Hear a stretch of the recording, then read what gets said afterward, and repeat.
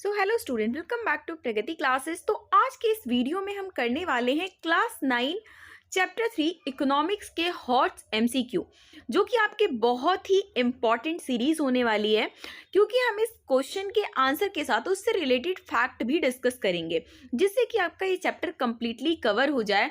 इस चैप्टर का चाहे आपका यूनिट टेस्ट से लेकर वीकली टेस्ट से लेकर फाइनल एग्जाम तक कोई भी आप टेस्ट या एग्जाम में जा रहे हैं, तो सबसे पहले इस सीरीज को देखना बहुत ज़रूरी है। आपका रिवीजन तो अच्छा खासा होगा ही साथ हम इससे रिलेटेड सारे फैक्ट्स को भी डिस्कस करेंगे, जिससे आपके हर टाइप के क्वेश्चन जो है इस एमसीक्यू के जरिए जो है आपका रेडी हो जाएगा। तो स्टार्ट कर लेते हैं क्वेश्चन नंबर 1 से। विच of the following option best defines the poverty line? इसमें से कौन सा ऑप्शन जो है पॉवर्टी लाइन को बेस्ट डिफाइन करता है, ये हमसे क्वेश्चन में पूछा हुआ है। ओके तो ऐसे क्वेश्चन में हालांकि आपको ऑप्शंस जो है सारे के सारे देखने होते हैं कि कौन सा ऑप्शन जो है हमारा करेक्ट होगा। So first option, the line that separates the rich and the poor, एक ऐसा लाइन जिससे रिच और पुअर को सेपरेट किया जाता है। हालांकि हमारे माइंड में ये भी हो सकता है एज ए स्टूडेंट कि हाँ, ये भी करेक्ट आंसर हो सकता है, बट हम सारे ऑप्शंस को पढ़ेंगे। The line that represent the average income of a country, the minimum level of a income required to meet basic needs, the maximum level of income beyond which one is considered wealthy।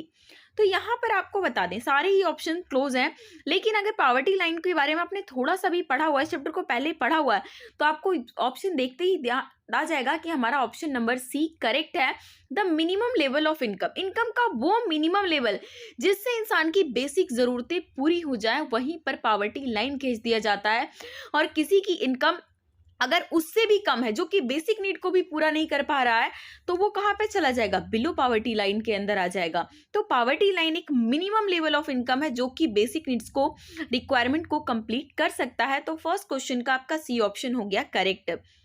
Next question है, which of the following is a characteristics of people below the poverty line? इसमें से कौन सा characteristics उन लोगों का होता है जो कि बिलो पॉवर्टी लाइन रहते हैं? Okay, BPL. तो अभी देखिए, बिलो पॉवर्टी लाइन मतलब जो कि बेसिक जो चीज़ें हैं उसको भी अफोर्ड नहीं कर पा रहे हैं, तो ऐसे में क्या होगा? वो डेट कर्जा लेंगे, कर्जा के चक्कर में उसके ट्रैप में फंसते चले जाते हैं। तो डेट ट्रैप तो एक उसका कैरेक्टरिस्टिक्स है। इसके अलावा जेंडर इनइक्वालिटी भी वहीं पर देखने को मिलता है जहाँ पर ज़्यादा गरीबी होती है। हालांकि इस फैक्ट को हम 100% सही नहीं बोल सकते, क्योंकि कई जगह इसके अपोजिट में भी सिचुएशन देखने को मिल जाता है। लेकिन अगर हम बात करें तो पॉवर्टी लाइन की वजह से जेंडर इनइक्वालिटी ज़्यादा होता है। आप देखोगे कि जो बिलो पॉवर्टी लाइन के लोग होते हैं, जितने मतलब पुअर लोग, जितना ज़्यादा पुअर होगा उसमें उतना ज़्यादा इनइक्वालिटी होता है। पुअर उनका हेल्थ होता है, ठीक है ना। तो ये तीनों के तीनों कैरेक्टरिस्टिक्स हैं जो कि बिलो पॉवर्टी लाइन पीपल में देखने को मिलेंगे। तो ऑल ऑफ दी अबव यहाँ पर हमारा करेक्ट हो जाएगा। नेक्स्ट है, in which state have the land reforms measured help to reduce poverty? अब पॉवर्टी किसी भी देश में, हमारी कंट्री डेमोक्रेटिक कंट्री है, तो यहाँ की सरकार बिल्कुल चाहेगी कि जो हमारे देश से पॉवर्टी है ख़त्म किया जाए, तो उसके लिए पॉवर्टी एलिविएशन प्रोग्राम लाए जाते हैं टाइम टू टाइम। लेकिन अगर हम बात करें तो पहले की कंपैरिजन में कौन सा स्टेट है जो कि पॉवर्टी को रिड्यूस किया है, और उसके पीछे का रीज़न कौन बना है? लैंड रिफॉर्म, ठीक है ना। तो आपको बता दें इसका जो करेक्ट आंसर है वेस्ट बंगाल है, जिसने कि वहाँ पर पॉवर्टी कम करने में काफ़ी हेल्प करी है। अगर हम बात करें इन द ईयर 1979 में वहाँ पर एक ऑपरेशन चला था, ऑपरेशन बरगा।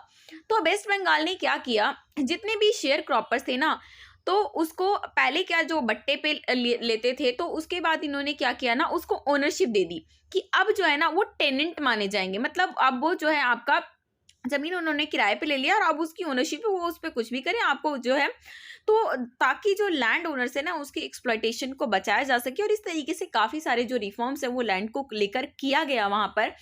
और उसकी वजह से वहाँ पर काफ़ी पॉवर्टी को कम करने में हेल्प मिला है। तो दैट इज क्वेश्चन नंबर 3 का सी ऑप्शन हो गया करेक्ट। नेक्स्ट क्वेश्चन है, in which state is the public distribution system responsible for the reduction in poverty? अब हमसे नेक्स्ट क्वेश्चन पूछा है कि कौन से स्टेट में पॉवर्टी रिड्यूस हुआ है, तो उसके पीछे का रीजन कौन सा बना है? Public distribution system. Public distribution system simple सा वो है जो राशन, जिनके भी राशन कार्ड होते हैं, बीपीएल एपीएल, उसको जो है गवर्नमेंट अपनी तरफ से सब्सिडाइज रेट पे जो है फूड ग्रेन प्रोवाइड कराती है। तो पब्लिक डिस्ट्रीब्यूशन सिस्टम है, राशन शॉप के हेल्प से जो है पब्लिक को दिया जाता है। कभी कभी किसी सिचुएशन में कैश भी दिए जाते हैं। तो पब्लिक डिस्ट्रीब्यूशन सिस्टम की वजह से उन जो है उस स्टेट में काफ़ी पॉवर्टी में रिडक्शन देखने को मिला है। तो वो कौन कौन सा स्टेट है ये हमसे पूछा हुआ है। तो आपको बता दें तमिलनाडु और आंध्र प्रदेश दोनों में ही public distribution system is a very important, जिसने की पॉवर्टी को रिड्यूस करने में हेल्प करी है। तो क्वेश्चन नंबर 4 का सी ऑप्शन हो जाएगा करेक्ट। नेक्स्ट क्वेश्चन है which is accepted average calories required in India in urban areas. Urban areas में एक्सेप्टेड एवरेज कैलोरीज मतलब कि एक आम आदमी को कितना खाना चाहिए, कितने कैलोरी जो है लेना चाहिए। तो अर्बन एरिया के लिए वो जो सेट किया गया है दैट इज 2100, जबकि अगर हम यही बात करें रूरल तो उसमें सेट किया गया है 2400।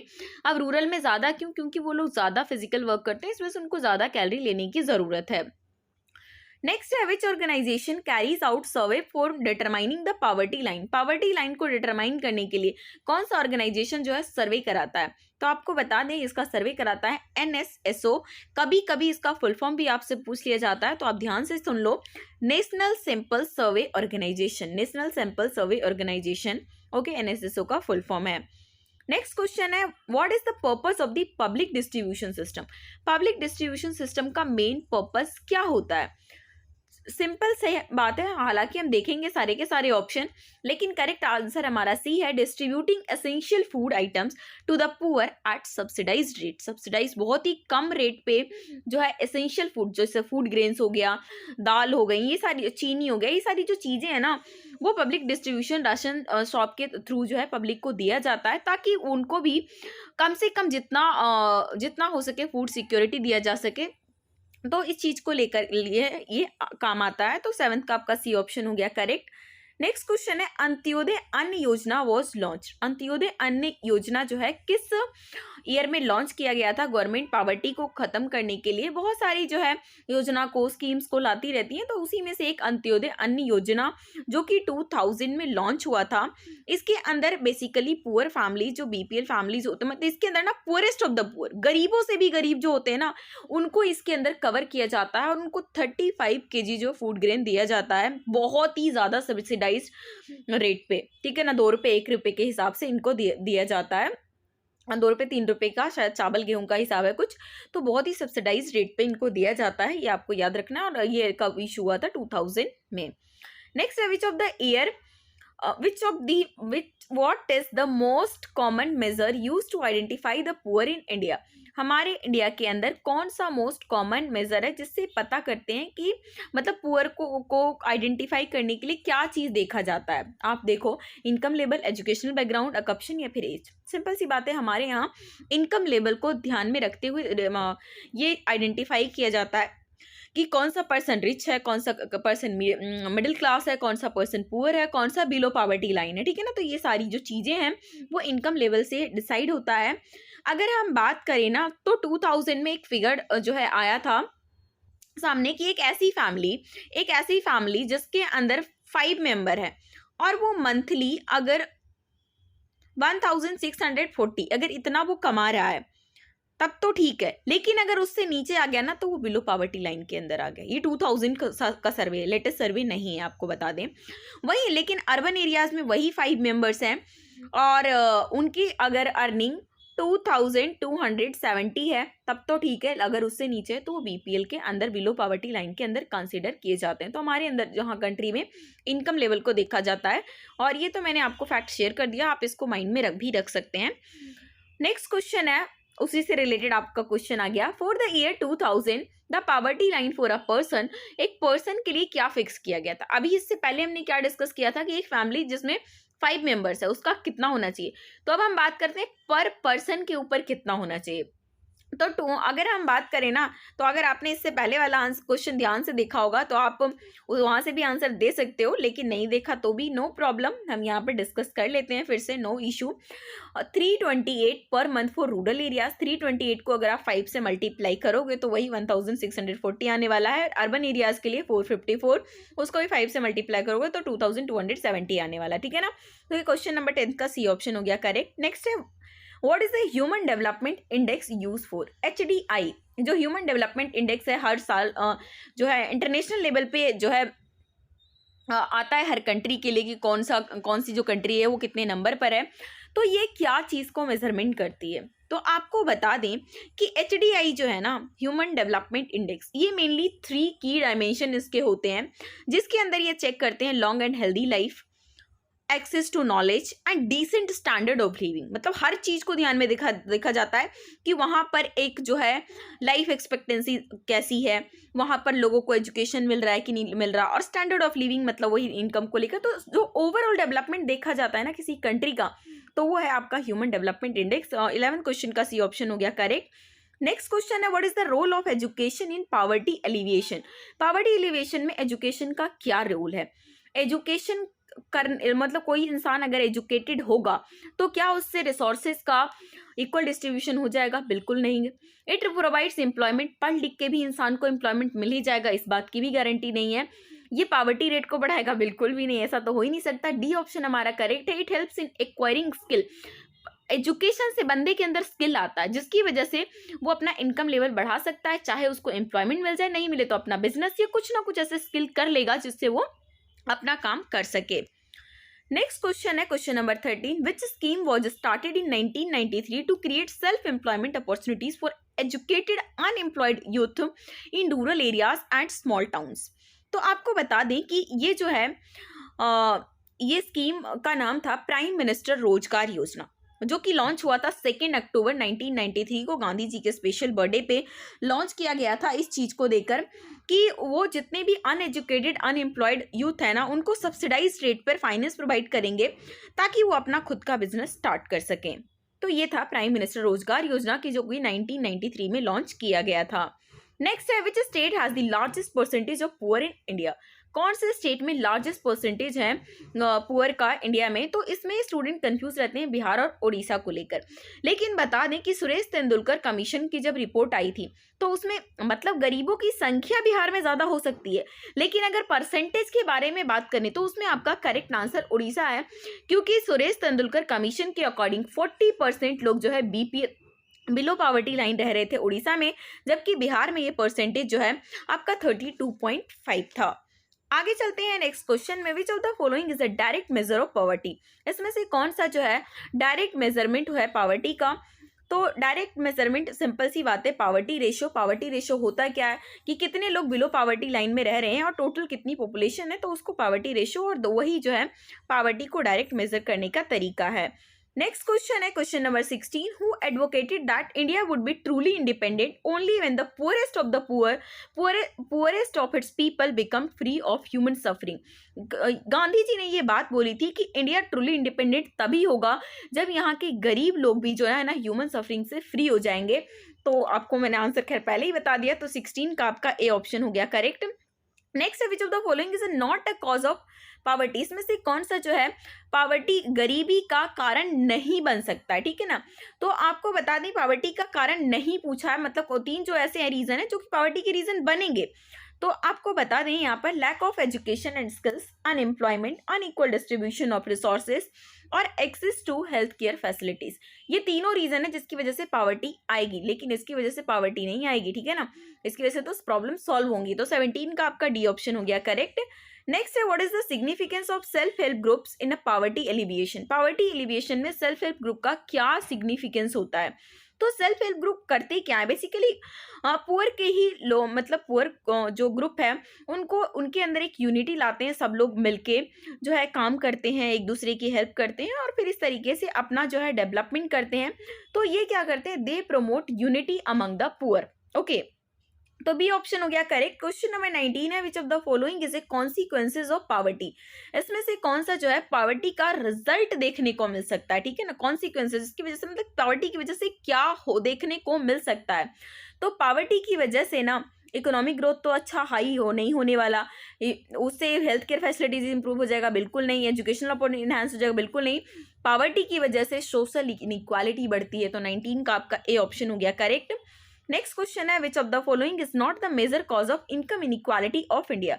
इसमें से कौन सा इनकम इनइक्वालिटी का मेजर कॉज नहीं है, ठीक है ना, मेजर कॉज नहीं है। ये क्वेश्चन जब नो वाला आता है ना तो आपको सारे ऑप्शन बहुत ही केयरफुली ध्यान देना पड़ता है। तो इसका मतलब 3 ऐसे हैं जो कि उस चीज को लेकर मेजर कॉज बन रहे हैं। अनइक्वल डिस्ट्रीब्यूशन ऑफ लैंड, जिसकी वजह से लोगों के अंदर इनकम इनइक्वालिटी आई है, रिच और पुअर के बीच में गैप है और वो धीरे धीरे बढ़ता ही जा रहा है। पॉपुलेशन इंक्रीज होने की वजह से भी इनकम इनइक्वालिटी आ रही है, लेकिन फर्टाइल लैंड की कमी है, ये बात तो बोलना बिल्कुल गलत है, ठीक है ना। तो 20 का आपका बी ऑप्शन हो जाएगा करेक्ट।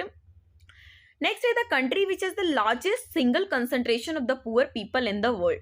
पूरी दुनिया में सबसे लार्जेस्ट सिंगल कंसंट्रेशन पुअर का कहीं पर है ना, तो वो है इंडिया में। हालांकि परसेंटेज कहीं दूसरे कंट्रीज में भी आपको देखने को मिल सकता है, लेकिन यहाँ पे डेफिनेटली पॉपुलेशन इतनी ज्यादा है। तो अगर आपसे पूछेगा कि largest single concentration of poor कहाँ, तो दैट इज इंडिया। 21 का डी ऑप्शन हो गया करेक्ट। नेक्स्ट क्वेश्चन है poverty is defined by world bank. World bank ने भी पावर्टी को डिफाइन किया हुआ है, तो जिसमें उनने क्या कर रखा है कि अगर किसी भी बंदे की इनकम $1 पर डे है ना, तब तो वो ठीक है, लेकिन उससे कम है तो वो बीपीएल बिलो पावर्टी लाइन के अंदर आ जाएगा। 22 का ए ऑप्शन हो जाएगा करेक्ट। नेक्स्ट है question number 23, nutritional level of food energy is expressed in the form of.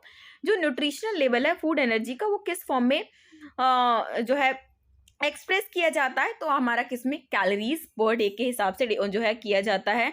Next question है 24, who do not come under the category of urban poor. Urban के अंदर कौन सी कैटेगरी, मतलब जो urban poor के अंदर नहीं आएंगे। कैजुअल वर्कर्स को पुअर में शामिल किया जाता है, अनएम्प्लॉयड को तो किया ही जाएगा, रिक्शा पुलर्स को भी किया जाएगा, बट शॉपकीपर को नहीं किया जाएगा, और क्वेश्चन में नहीं वाला ही पूछा था, तो सी ऑप्शन हो जाएगा करेक्ट।